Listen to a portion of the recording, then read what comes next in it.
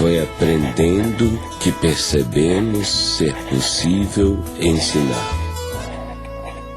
O que nós vamos fazer hoje é uma coisa que alguns alunos nossos já têm experiência da disciplina Política e Problemática da Assistência, que a gente vai promover um círculo de cultura, tá? Nesse círculo de cultura nós vamos tratar hoje da doença infantil como uma patologia social e uma patologia orgânica, tá? Vocês receberam um texto, esse texto vocês já leram. A gente trabalha com uma pedagogia problematizadora, trazendo os casos, que a gente chama de casos da saúde, né? Transformando esses casos em situações existenciais, né? Então começa já a interface com o método, a pedagogia freiriana. E aí a gente chega para ela e diz, o que está acontecendo? Uma pergunta assim geral. E aí ela desaba. Ela tinha passado a noite na rua, porque ela tinha sido agredida em casa, e ela não tinha como voltar para casa, passou a noite na rua. E aquela criança, na realidade, aquele sintoma que ela estava apresentando, que era uma dificuldade, né, respiratória, e que se de repente o profissional não tem um olhar atento, ele vai funcionar a veia, fazer a medicação, e ela vai voltar para casa ou para a rua, que no caso era. Então essa doença, às vezes, quando chega, né, a gente tem que olhar muito mais do que aquela dificuldade da respiração, né? A gente tem esse convívio, esse contato maior, a gente tem uma maior autonomia, né, frente aos pacientes, então a gente pode ter essa troca mesmo. E lá a gente vê os casos de reciprocidade de mão dupla e a de uma via só. Quando você chega a um paciente e talvez nem dá um bom dia, já chega fazendo os procedimentos que tem que se fazer, é uma outra forma de reciprocidade, entendeu? E quando você chega falando, bom dia, como você tá, tudo bem? E aí, acho que você perde um minuto a mais, e às vezes nem é perda, é ganho, porque você vai ter o melhor atendimento mesmo para esse paciente. Ensinar não é transferir conhecimento, mas criar as possibilidades para a sua produção ou a sua construção. Quem ensina, aprende ao ensinar, e quem aprende, ensina ao aprender.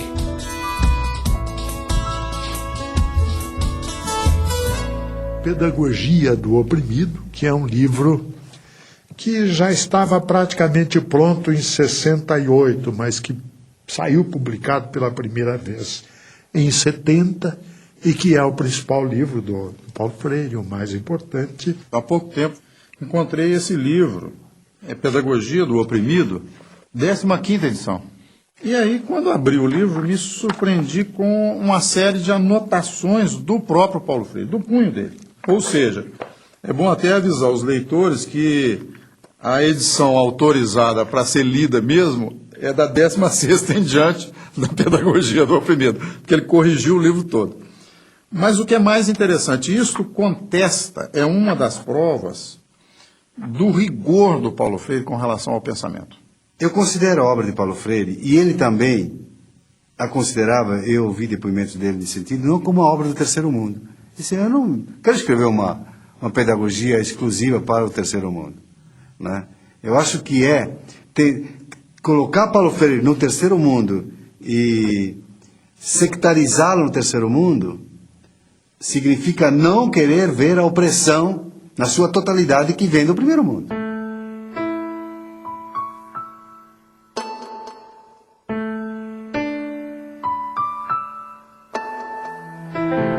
Ela foi a primeira leitora da Pedagogia do Oprimido, né?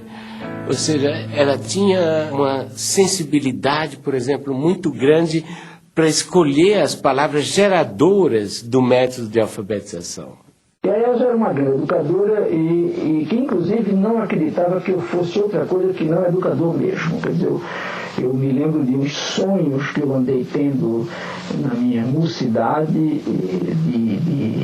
de ser juiz de direito, de fazer uma carreira por aí, e ela me dizia, rindo, apesar de todo o respeito que eu tenho pela magistratura, eu acho que você é mesmo um educador. Porque era um diabo de um amor, rapaz, tão soberanamente amor, mas amor no sentido de desprendimento, amor no sentido de consciência do outro. Olha só que coisa, né? Ela teve um papel indiscutível na minha vida durante um longo período em que nós vivemos sem hiatos, não? Casados durante 42 anos. É um tempão, um negócio fantástico. Quando minha mãe morreu, meu pai morreu também. Morreu e Eu escrevi até um poema falando disso. Quando minha mãe morreu, eu perdi meu pai, né? Fiquei órfã de pai e mãe, e vou por aí. E ficou um pedaço de pai conhecido e um pai completamente desconhecido, que era aquele meio morto, né? Quando a Elza morreu, é óbvio que um cara que amou desse jeito, quando morreu, a pessoa que ele amou, morreu nele e com ele um bando de coisa. E, inclusive, morreu a vontade de viver.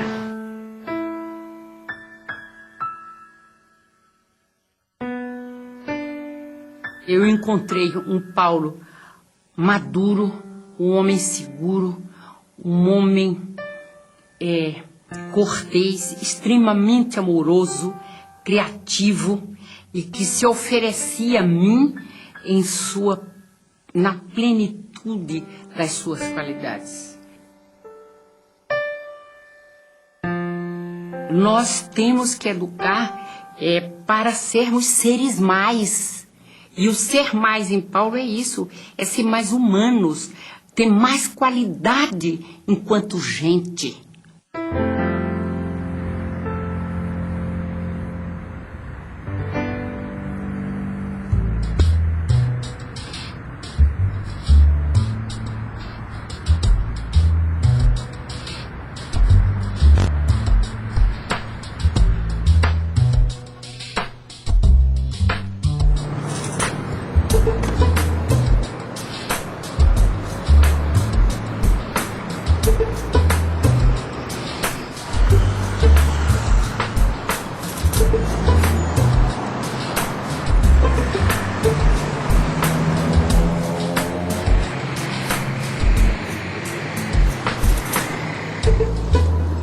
O MOVA é um movimento de alfabetização, né, que surge junto às camadas populares, buscando uma nova maneira e uma nova perspectiva de alfabetização, né, vinculada principalmente a esse pensamento e essa filosofia freiriana. Logo que o Partido dos Trabalhadores ganhou a eleição em São Paulo, e através da prefeita Luísa Erundina, e antes mesmo dela convidá-lo para secretário, eu e o Paulo começamos a conversar sobre o desafio que estava colocado de criar um grande movimento de alfabetização de jovens e adultos na cidade de São Paulo, né? E logo a primeira ideia fundante era justamente essa ideia de que teria que ser um movimento. Aí por isso se chamou MOVA. Eu acho que uma das tarefas da educadora progressista hoje, com relação aos movimentos populares, é exatamente aprendendo com eles, com os movimentos populares, ensinar também. Quer dizer, não há por que temer, que tem o dever e a tarefa e o direito de ensinar também aos movimentos. De jeito nenhum eu jamais me entregaria aos movimentos como eterno discípulo deles. Mas de jeito nenhum, porque é mentira e é falso. Também não sou o eterno professor dos movimentos, mas eu sou o educador. É uma maneira diferente de aprender, entendeu? É uma maneira que eu não aprendi assim na escola, entendeu? Eu fiz até a 8ª série e muita coisa daqui não foi ensinado na escola. Aqui dentro do estado de São Paulo, trabalhando com esse público de catadores de materiais recicláveis e através da alfabetização, da leitura, da escrita, da matemática, das ciências, está ajudando as pessoas a se envolver um pouco mais nesse contexto e entender um pouco mais esse trabalho que elas fazem. E está instrumentalizando principalmente para que eles possam ser aceitos e inseridos dentro da sociedade que a gente vive. Eu não sabia como lidar com o preconceito das pessoas, entendeu? E aqui nas aulas eu estou aprendendo como lidar com isso, entendeu? O pessoal fala, nossa, mas você cata lixo? Não, eu não cato lixo, eu reciclo, entendeu? Lixo é o que você faz na sua casa.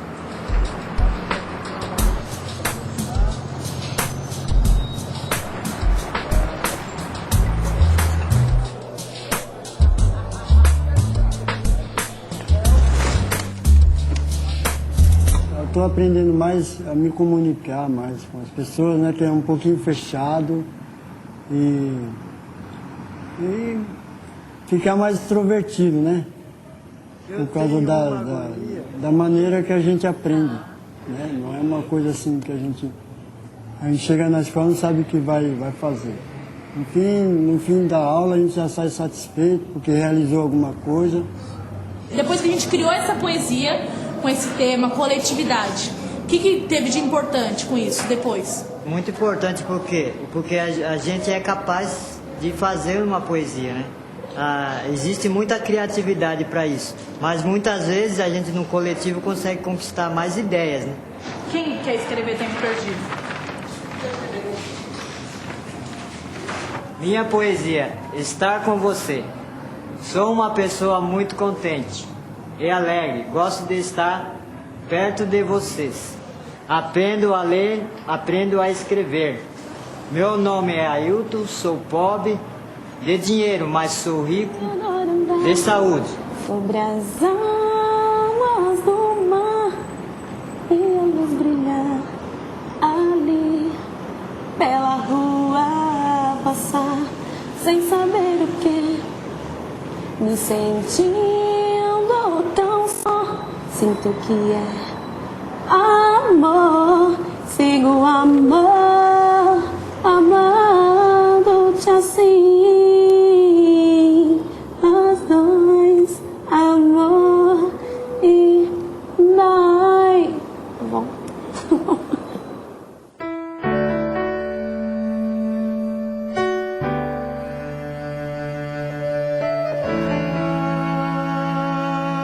Eu acho que a gestão Paulo Freire à frente da secretaria marcou, né, para sempre a possibilidade, né, do desenvolvimento de uma educação pública, popular e democrática. Eu acho que houve uma preocupação, né, muito profunda com valorizar, né, a figura dos educadores e das educadoras da rede municipal. E aqui é preciso fazer um parênteses para dizer que eram considerados educadores e educadoras não só os professores, mas todas as pessoas que constituíam, né, o espaço da escola, a merendeira, o zelador, os funcionários, né? Eu sou um intelectual que não tem medo de ser amoroso.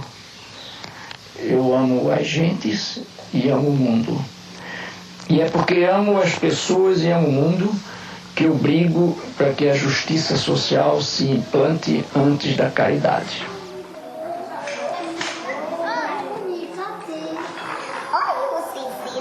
Ninguém começa lendo a palavra, porque antes da palavra, o que a gente tem para ler, à disposição da gente, é o mundo.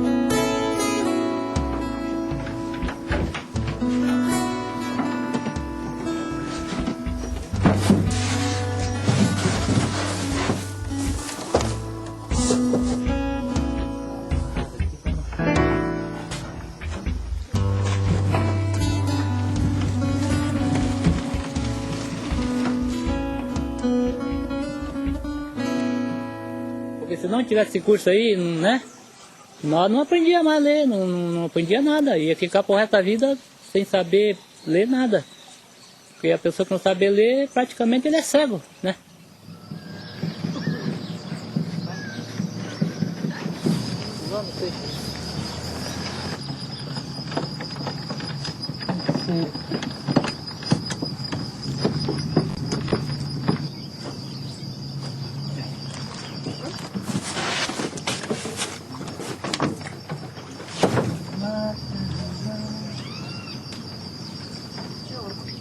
Você já sabendo ler, sabendo escrever, a gente fica mais seguro, né? Tem mais jeito para chegar, conversar, né? Então, nós gostaríamos de saber se esse projeto que nós estamos trabalhando com vocês, se desenvolveu alguma coisa boa. Por isso que eu escolhi uma palavra para comentar com você, para comentar nesta aula, né? Então, essa palavra é cidadania. Chega em casa, olha, que a professora me deu isso, tem lição para me fazer. Se entende, dá uma força aqui para mim, me explica.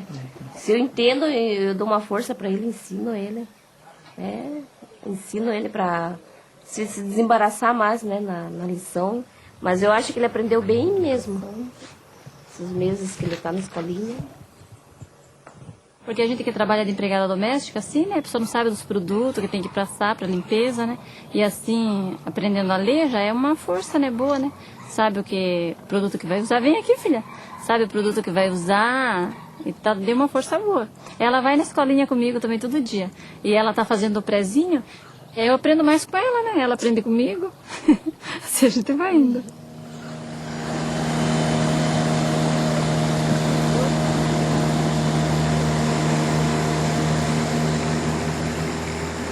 Quando eu comecei a dar aula para eles, eu pensei que eu não fosse conseguir, né? Eu pensei que eu não fosse conseguir devido à dificuldade deles, porque eles chegaram para mim cruz, né? Eu não sabiam nada. Aí eu comecei, passou umas 2 ou 3, acho que não chegou um mês de aula, chegou uma das alunas e falou: Miriam, eu consegui ir na Previdência Social, sozinha. E fiquei até emocionada, né? Quando eu vi assim, né, o Ministério, né? Aí, olhei assim, aprendi a ler. Para mim era uma emoção. Porque na época a gente era jovem, um dia não tinha oportunidade para estudar, né? Eu só trabalhava. Então, eu dei graças a Deus, né? Por essa oportunidade, né? Que a gente teve agora de estudar, porque tudo tem seu tempo, certo, né? A alfabetização é uma experiência criadora. E significa que o alfabetizando tem que criar, tem que montar, para usar uma expressão mais técnica, o seu sistema de sinais gráficos. Quer dizer, ele tem que ser, no fundo, o arquiteto desta produção ou desta criação, obviamente ajudado, ou ele ou ela, ajudado pela educadora ou pelo educador. Para mim, deu muito serventia, né? Porque eu tinha problema de falta de letra. Para me escrever, eu comia muitas R, trocava assim, sabe? Agora não.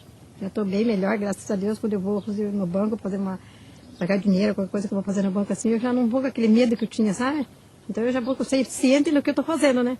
Nosso Vale do Ribeira aqui, o Iguape, que se fala não é necessário para nós aqui, dessas coisas ou de mais alguma coisa que você não falar? Em primeiro lugar, estudo, né? E segundo, para mim, é emprego. E vindo a indústria, fábricas, Saúde essas também. coisas, aí gera emprego, né?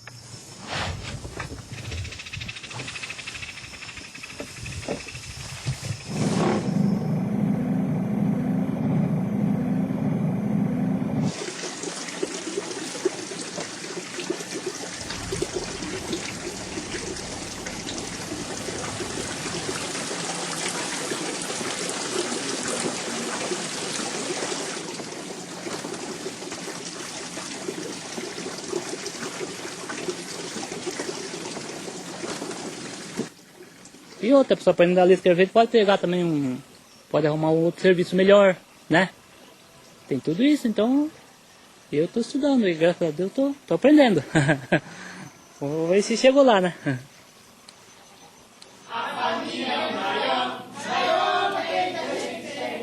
É feliz, quem não tem, ela tanto gosta de repetir também.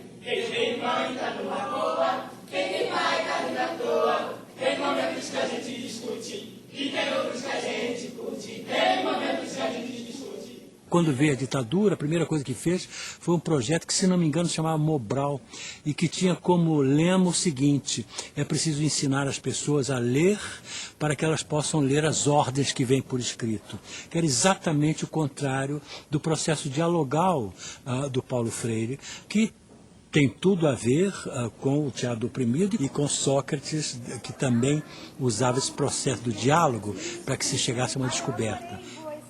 Agora, para que você atinja o conhecimento, não basta ter a informação. É necessário juntar a informação que você recebe com aquelas que você já tinha e daí poder concluir com uma decisão ética, com uma ação ética, não é? São esses os momentos do conhecimento real.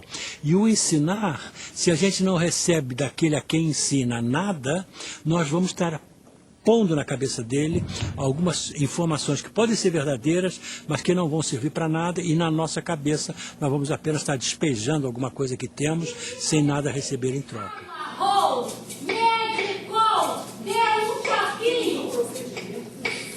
Eu não tenho dúvida nenhuma de que eu não posso ser entendido fora de uma compreensão da ética em mim e da política em mim. Eu acho que nenhum educador, nenhum pensador da educação está afastado disso.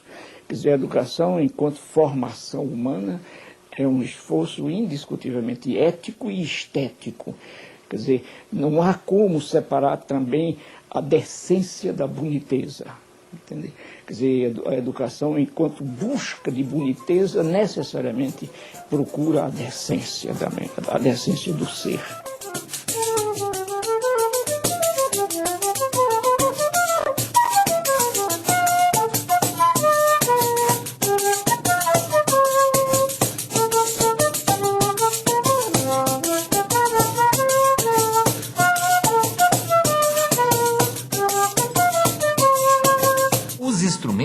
Eles são um meio de transporte para a música que está dentro de cada um de nós, né? E a gente tem que desenvolver, é importantíssimo que o aluno primeiro, ele desenvolva essa noção dos sons mais agudos, dos sons mais graves, da percepção dos sons, antes de entender a música no papel.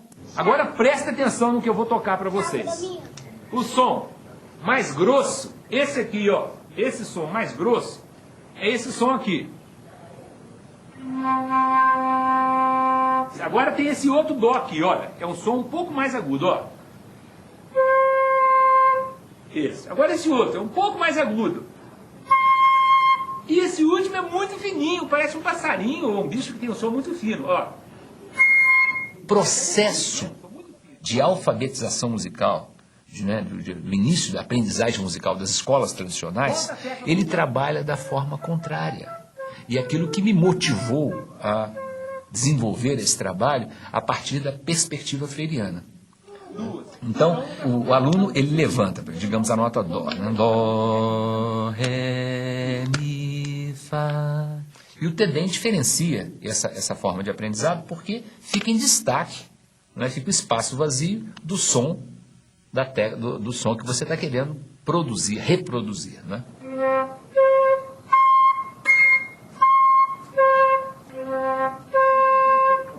Qual foi? Isso, muito bem, os dois acertaram. A ecopedagogia é um capítulo da pedagogia do oprimido. Por quê? Se a gente considera a Terra como um ser vivo e em evolução, hoje essa Terra é um grande oprimido. Nós vivemos de forma insustentável. Nós temos tudo para destruir o planeta, não pelas bombas atômicas. Nós podemos destruir hoje o planeta pelo modo insustentável de vida que vivemos nesse planeta. Então, nós temos que refundar os princípios da pedagogia para que ensine as crianças, jovens e adultos a viverem de forma sustentável, a terem um estilo de vida sustentável. Então, eu creio que esse vai ser o grande tema do século XXI. E Paulo Freire é esse educador do século XXI, porque estava extremamente ligado a essa temática da sustentabilidade. Quer dizer, há pessoas que me consideram um sonhador E eu sou um sonhador, mas não um sonhador maluco. Entendeu? Mas há pessoas que me consideram um idealista, mas um idealista perigoso. Entendeu? E para mim, não. Para mim, a esperança faz parte disso que a gente vem chamando natureza humana. Eu gostaria de ser lembrado como um sujeito que amou profundamente o mundo e as pessoas, os bichos, as árvores, as águas, a vida.